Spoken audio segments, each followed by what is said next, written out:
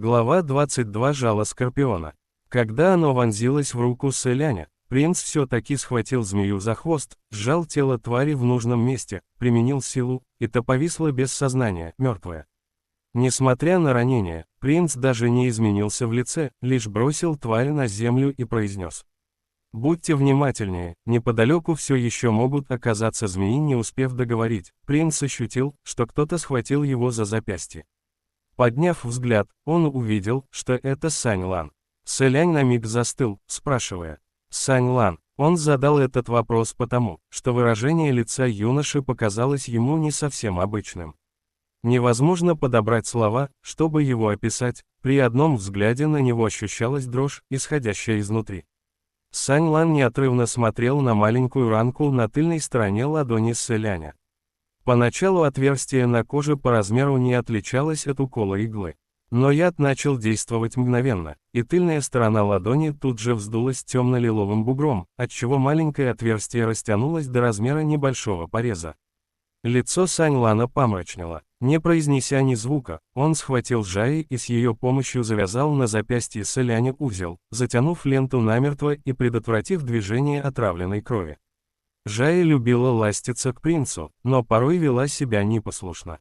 Зато в руках юноши сделалась невероятно покорной, словно бездушной тряпицей. С тех пор, как они познакомились, Селянь еще ни разу не видел Сань Лана с подобным выражением лица. Принц хотел было что-то сказать, но тут юноша вынул из-за пояса одного из торговцев кинжал.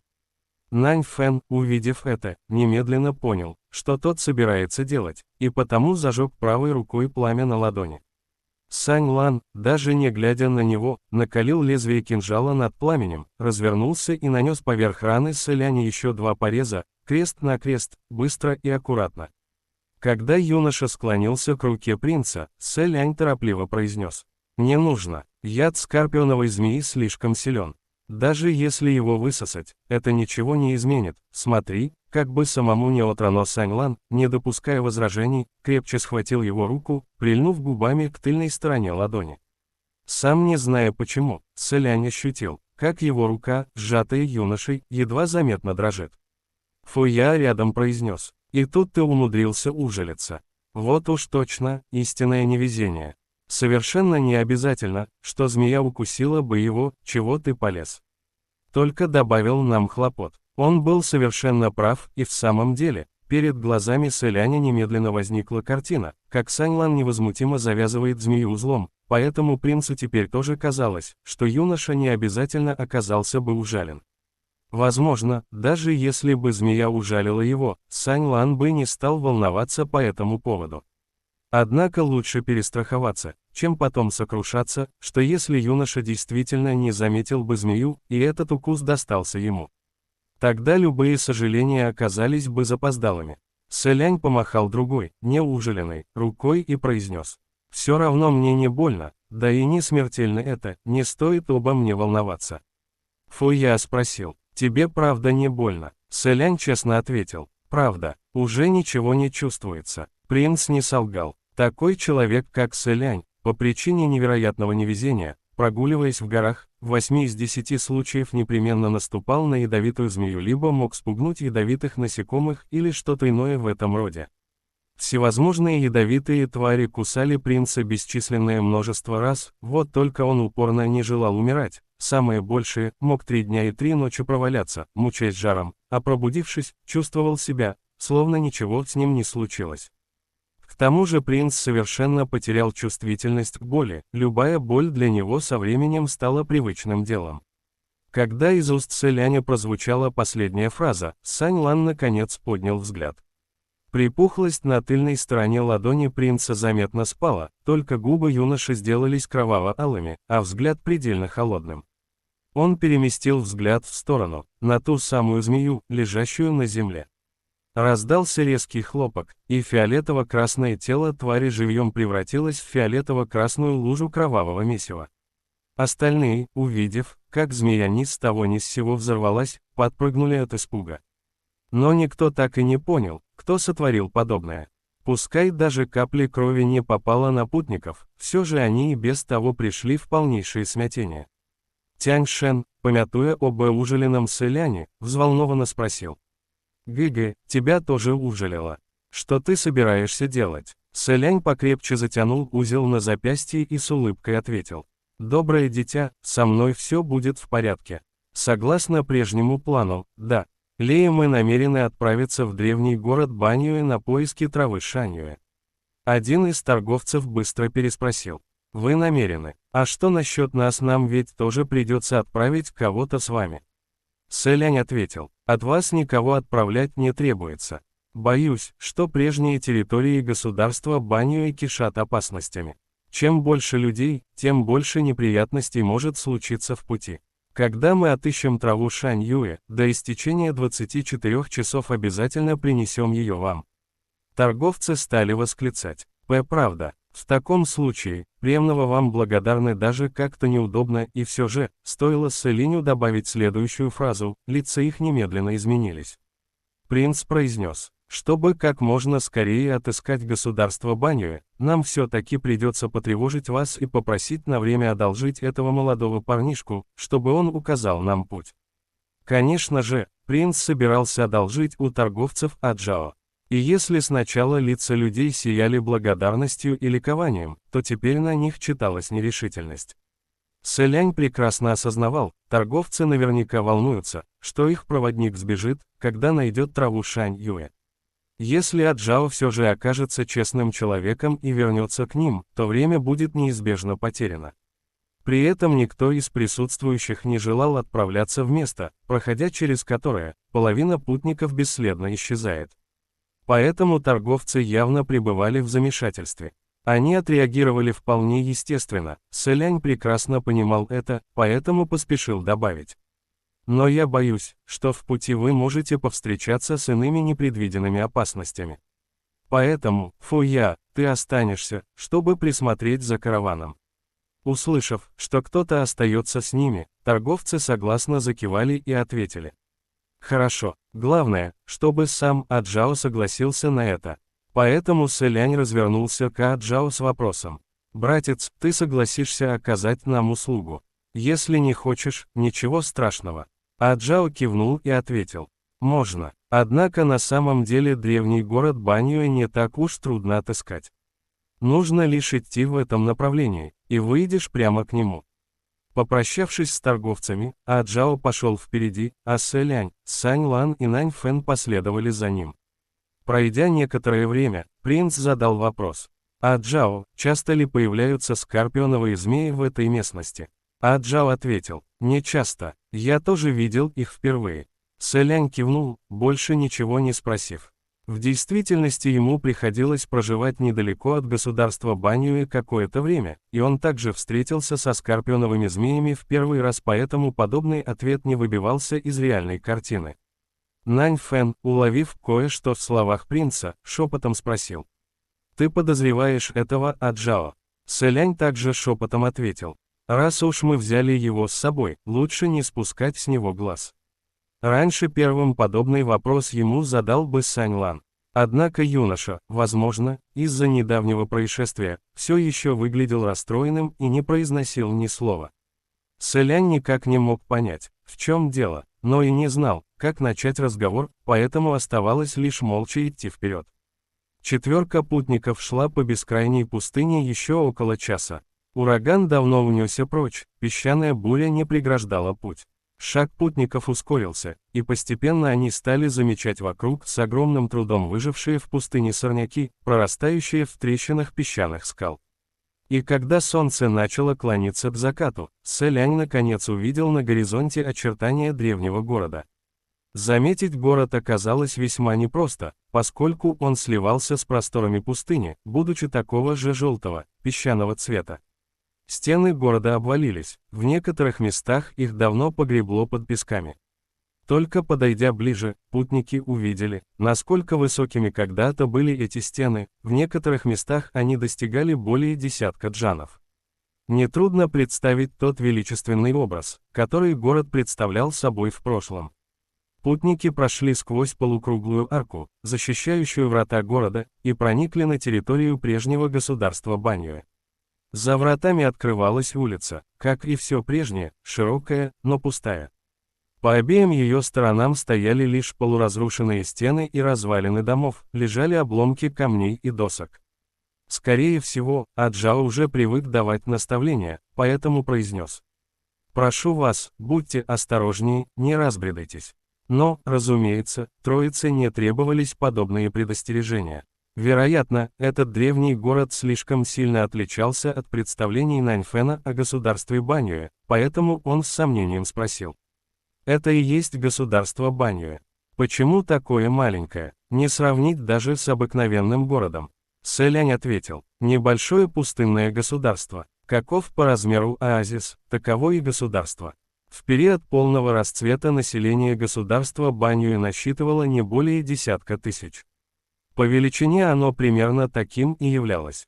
Когда здесь проживало множество людей, можно сказать, жизнь государства била ключом. Наньфэн, внимательно оглядевшись, заключил: «Победа над таким государством – дело нескольких дней, не более». Сэлянь же покачал головой: «А вот и не обязательно. Наньфэн, не стоит недооценивать народ Баньюэ. Несмотря на население менее 10 тысяч, все же регулярная армия государства насчитывала более 4 тысяч человек. Мужчины по количеству превосходили женщин, не считая дряхлых, слабых и больных, а также крестьян, что занимались возделыванием земель, все они являлись военнообязанными. Кроме того, прямо-таки каждый воин Баньюэ ростом доходил до 9 чи и обладал дерзким и воинственным характером. С палицей в руках каждый из них готов был нестись в бой даже с кинжалом, торчащим из груди. Справиться с такими крайне трудно. Аджао бросил на Сэляня взгляд, словно слова принца стали для него неожиданностью, и произнес: «А вы, молодой господин, неплохо осведомлены». Улыбка не сходила с лица Сэляня. Он уже собрался выдумать какую-нибудь отговорку, но Наньфэн освободил его от этой необходимости вопросом: «А что за той стеной?» Он указывал на огромное песчаное строение вдалеке. Надо сказать, подобное определение не совсем подходило в данном случае. Строение представляло собой лишь колодец из 4 высоких и крепких стен, без входа и даже без крыши, лишь 4 глинобитных стены, каждая более 10 джанов в высоту. На самой вершине из стены торчал длинный шест, на котором, покачиваясь на ветру, болталось что-то изорванное в клочья, вроде флага или чего-то подобного. По неизвестной причине при взгляде на необычную постройку сердце людей пробирало холодком. Сэлянь, обернувшись, взглянул в ту сторону и ответил: «Это яма грешников». Сразу стало ясно, что ничего хорошего это место из себя не представляло. Наньфэн нахмурился и переспросил: «Яма грешников». Помолчав пару мгновений, Сэлянь пояснил: «Можешь считать это тюрьмой. Специальное место, где содержались в заточении люди, совершившие преступления». Наньфэн продолжал спрашивать: «Даже входа нет. Как помещать туда заключенных? Неужели их спускали вниз с вершины стен?» Сэлянь как раз размышлял, стоит ли отвечать на этот вопрос, как вдруг раздался голос Сань Лана. «Сбрасывали. Кроме того, дно ямы кишело ядовитыми змеями, скорпионами и голодными дикими зверьми». Услышав наконец его голос, Сэлянь в душе облегченно выдохнул и посмотрел на юношу. Однако Сань Лан, встретившись с ним взглядом лишь на пару мгновений, все-таки отвел глаза. Наньфэн же принялся браниться: «Да разве это, мать вашу, тюрьма? Очевидно же, что это жестокая казнь, да еще столь ужасная. Этот народ Баньюэ, если не больные на голову, то бесчеловечные от природы». Сэлянь потер точку между бровей и возразил: «Вообще-то не весь. Среди людей Баньюэ были и довольно милые». Внезап. Но принц запнулся на полуслове и, сосредоточенно приглядевшись, проговорил: «Погодите-ка». Остальные трое тут же остановились. Сэлянь указал наверх со словами: «Взгляните на тот шест в стене ямы, на нем ведь висит человек». Солнце закатилось, на землю опустились сумерки, и издали весьма трудно было разглядеть, что именно подвешено за шест. Но, приблизившись, путники смогли намного яснее разглядеть очертания предмета. То оказался тощий и низенький человек в черных одеждах, изодранных в клочья. Он был подвешен на краю ямы грешников, словно сломанная кукла, которую мотала порывами ветра из стороны в сторону.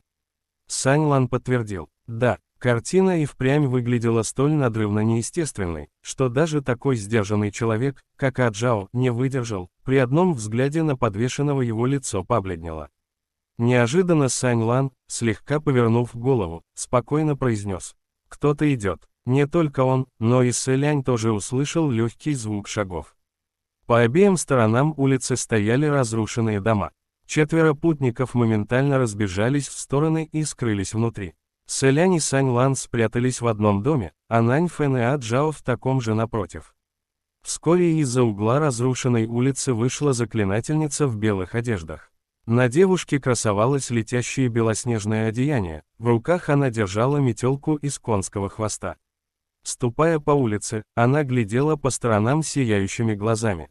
Подобное выражение лица создавало иллюзию, будто она прогуливается не по заброшенному многие годы древнему городу, а по маленькому садику на заднем дворе собственного дома.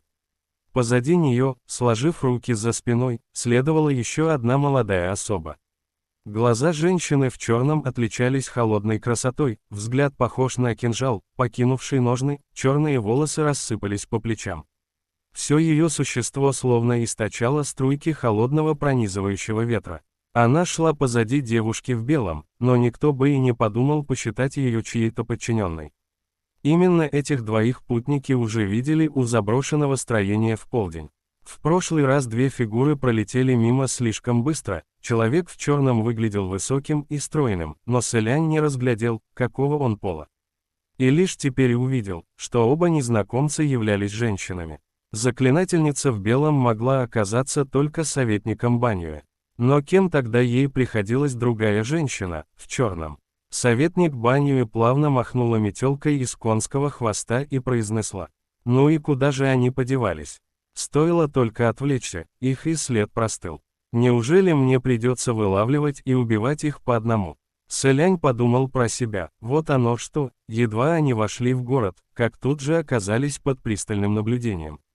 Женщина в черном приблизилась, без всякого выражения на лице миновала спутницу и произнесла: не хочешь позвать своих дружков, чтобы те помогли тебе расправиться с ними? Слово «дружки» могло указывать лишь на убийц недюжинной силы, воинов Баньюэ. Советник Баньюэ рассмеялась: ха, не люблю просить о помощи никого, кроме тебя. Расценишь как повод для радости. Женщина в черном не оказала ей ни капли любезности, ледяным тоном ответив: нет ничего веселого в том, что ты просишь меня участвовать в подобном. Идем скорее. Советник Баньюэ приподняла бровь и в самом деле ускорила шаг. По их диалогу можно было догадаться, что женщины, давние знакомые, отношения между которыми весьма неплохи. Обе незнакомки явно не являлись простыми смертными, и наверняка женщина в черном просто не могла оказаться никому неизвестной. Но кем могла быть особа, знакомая с советником Баньюэ? Таинственной соратницей? Или же в государстве Баньюэ на самом деле правила государыня или служила женщина в звании генерала? Сэлянь стремительно размышлял над этим, при этом задерживая дыхание. Ему совершенно не хотелось, чтобы их компанию обнаружили в такой момент, ведь на первый взгляд советник Баньюэ казалась весьма импульсивной особой, что если, заметив путников, она от радости призовет легендарных воинов Баньюэ, ростом под 9 чи и с зубастыми палицами наперевес. В таком случае придется потратить какое-то время на битву. Но каждый потраченный час из 24 означает дополнительный риск. Кто бы мог подумать, что принц притягивал именно то, чего более всего не хотел притянуть. Когда женщина в черном проходила мимо них, ее шаг внезапно остановился, а взгляд острым лезвием метнулся в сторону укрытия путников. Советник Баньюэ уже ушла на пару шагов вперед, однако увидев, что ее спутница застыла, вернулась и спросила: «Эй, мы идем или нет?» Женщина в черном ответила: «Отойди подальше». Советник Баньюэ произнесла лишь «а» и действительно отошла. Только ее спутница вскинула руку для удара, как вдруг на другой стороне улицы раздался оглушительный грохот. Это обрушилась крыша дома, в котором скрывались Нань Фэн и Аджао. Обрушение потянуло за собой целый ряд справа и слева, улица мгновенно заполнилась клубами песка и пыли, из которых вырвалась черная тень. Она сотворила внушительный поток пламени и выпустила его в советника Баньюэ. Женщина в черном развернулась, заслонила собой советника, завела левую руку за спину, а правой задержала весь поток одной лишь ладонью, затем направила его обратно.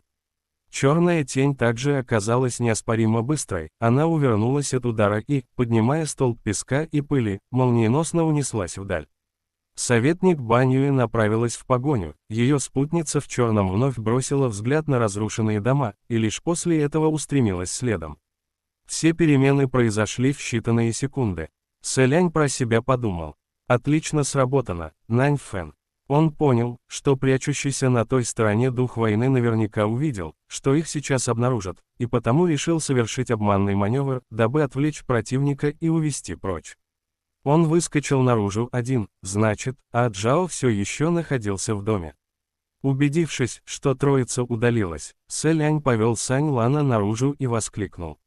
«А Джао, ты жив? Не поранился?» Спустя какое-то время из-под обрушенной крыши раздался сдавленный голос. «Я в порядке», — Сэлянь, успокоившись, произнес. «Вот и славно». Принц был уверен. Нань Фэн, обрушая крышу, держал все под пристальным контролем, чтобы непременно оставить живому человеку достаточно пространства. И все же лишь убедившись наверняка, принц окончательно расслабился.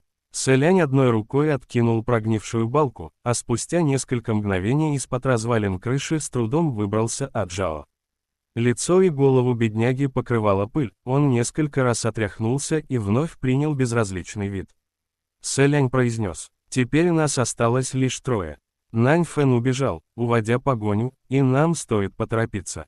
А Джао, знаешь ли ты, где именно в городе растет трава шань?» Юэ. А Джао лишь покачал головой. «Прошу прощения, я знаю только, где находится сам город, но ни разу не заходил внутрь, поэтому мне неизвестно место произрастания травы».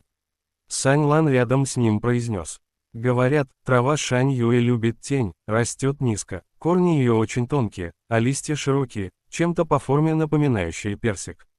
Лучше отправиться искать ее рядом с высоким строением». Сэлянь, поразмыслив, переспросил.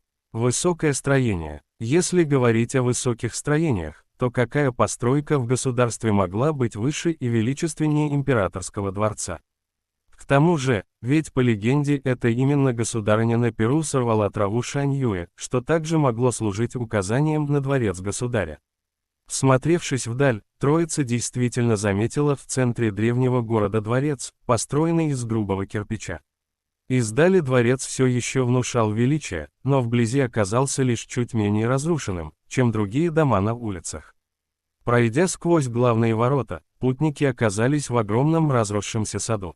Возможно, ранее здесь находился вовсе не сад, а что-то вроде площади. Но поскольку многие годы это место было заброшено, сейчас оно полностью заросло разнообразной зеленой растительностью. Все верно, здесь под ногами путников почва оказалась не песчаной, а глинистой. Видимо, это все, что осталось от прежнего оазиса. Возможно, трава Шань Юэ пряталась где-то здесь, среди множества растений. Сэлянь произнес: «Скорее приступайте к поискам, у нас есть лишь 24 часа. И еще, берегитесь скорпионовых змей». А Джао кивнул, Сань Лан ответил коротким гэем, и троица склонила головы в поисках. Принц вдруг вспомнил, что советник Баньюэ способна управлять скорпионовыми змеями. Стало быть, оказавшись в ее владениях, путники должны были встретить еще больше этих тварей. Но с тех пор, как они проникли в древний город Баньюэ, им не попалось ни одной скорпионовой змеи. Сэлянь выпрямил спину и собрался поделиться своими измышлениями с остальными, но внезапно его рука нащупала что-то округлое.